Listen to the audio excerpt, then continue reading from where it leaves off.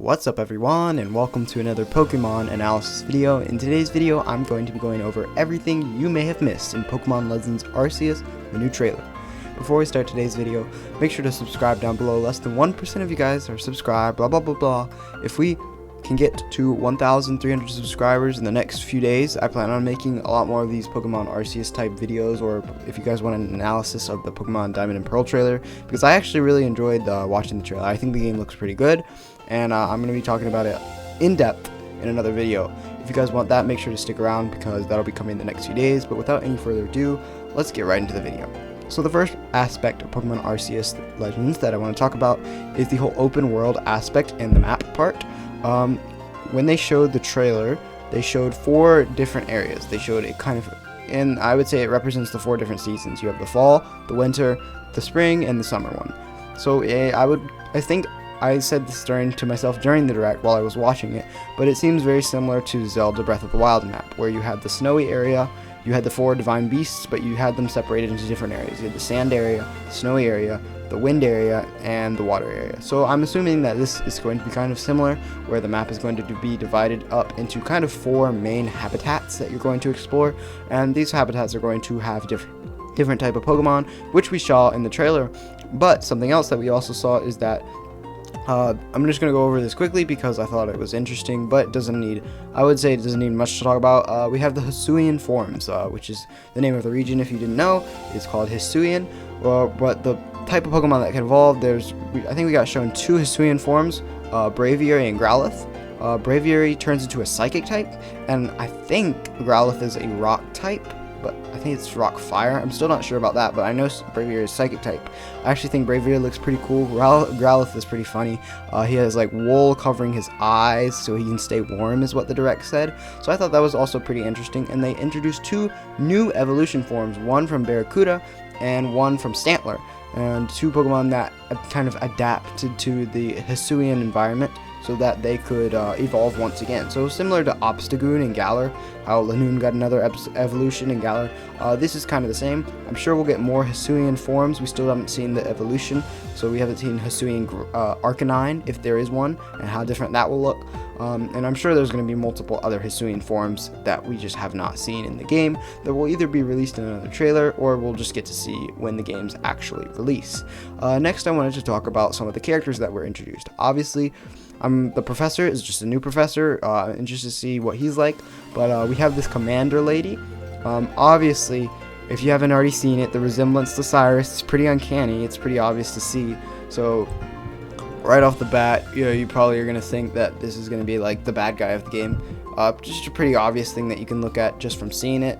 I mean, I pointed this out. The Team Galaxy Expedition logo is actually very, very similar to the Team Galactic logo. Like, if you compare it, it just is. It's like a more complicated kind of a symbol, but it really, really resembles the G from Team Galactic. So obviously, I'm guessing this is like Cyrus's great grandmother or something like that. And she's gonna end up being some sort of bad guy in the game. I'm assuming she wants to capture Arceus or something like that, just based on how the story usually progresses in Pokemon games.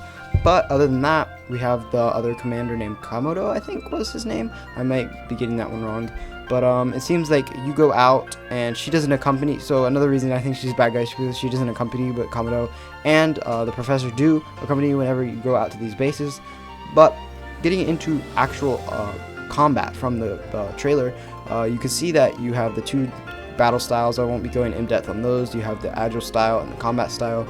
It's just speed and power, just choosing difference. It's kind of like the Z moves of this game. It's like the special thing they add in each game. It doesn't look like Megas will be returning. I'm pretty sure that they would have shown that in this trailer if they were, so I wouldn't get your hopes up high for that. I don't know if Megas will be in the Diamond and Pearl remakes either. I'm assuming they won't, but we'll have to wait and see on that. And the last thing that I wanted to talk about that you may have missed is the actual aspect of riding Pokemon. Similar to in Zelda, you had the different, you had the 4 Divine Beasts type things where you could do like Rivali's Gale. I'm assuming this is going to be similar to Pokemon Sun and Moon when you had Ride Pokemon. They showed off riding Stantler. You could ride it through the environments. I'm interested to see if there's like, it looks like you can fly around with Braviary, so I'm guessing these are going to be the ways to travel quickly across the different regions. And I'm assuming that once you collect, like similar to how you had to access the towers in Breath of the Wild, I'm guessing that you'll have to kind of go through each area of the Pokemon Legends region, or the Hisuian region, kind of access a certain amount of Pokemon there, or a certain base there, a certain town there. We saw Jubilife Town or Jubilife Village in the trailer, but I'm assuming, and then you'll unlock certain parts of the map. Obviously, once you've unlocked all parts of the map, you'll probably be able to go to the main, just like in Zelda Breath of the Wild, you'll be able to go to Mount Coronet, just like it's Ganon's castle. So I'm assuming it's probably going to be like that.